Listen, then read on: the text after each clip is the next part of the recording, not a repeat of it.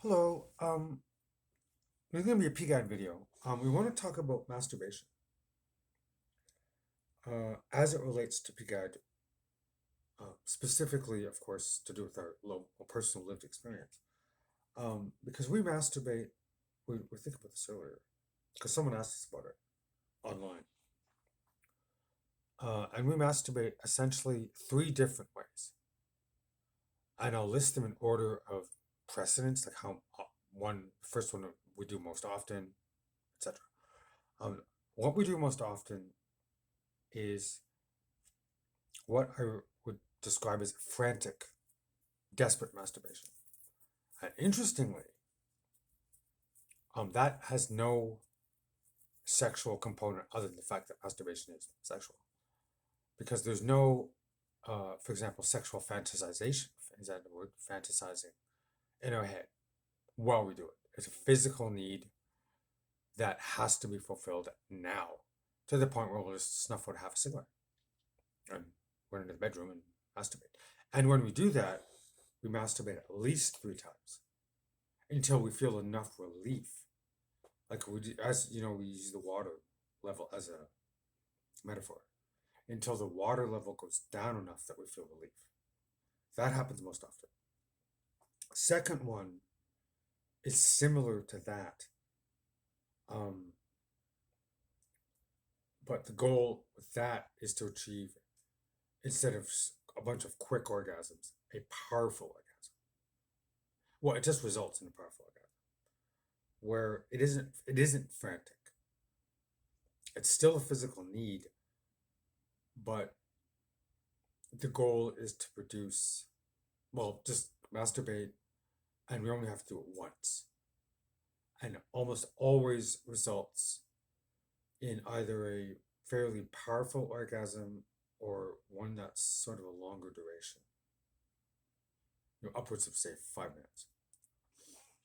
The third and again, that doesn't really involve, there is some fantasizing in that, but not as much as you might think. Just because it doesn't, when the arousal level, or no, that's not really about, the physical need is already elevated, it takes almost nothing to achieve an orgasm.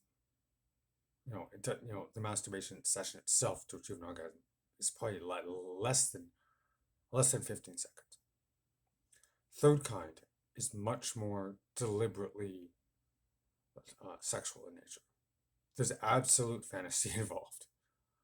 With widely favorite fantasies, and that has to do when the sexual desperation and arousal is so heightened. You just basically need sex. And if we had a real life sex partner, we'd be like, dear, can we play, please? In fact, we also have virtual sex, but I'm going to talk about that in a second. Oh, so that is much more deliberate. Okay, oh God, I'm so horny. I need sex, but I don't have a partner. And what we do is called edging, which is essentially a masturbation technique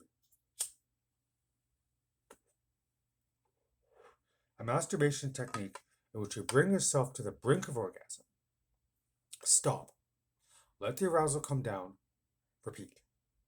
And you repeat it until you've let yourself have an orgasm.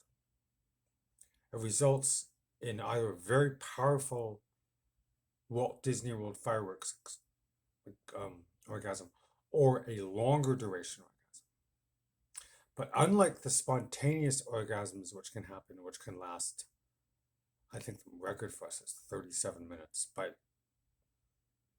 which point you wish you were dead.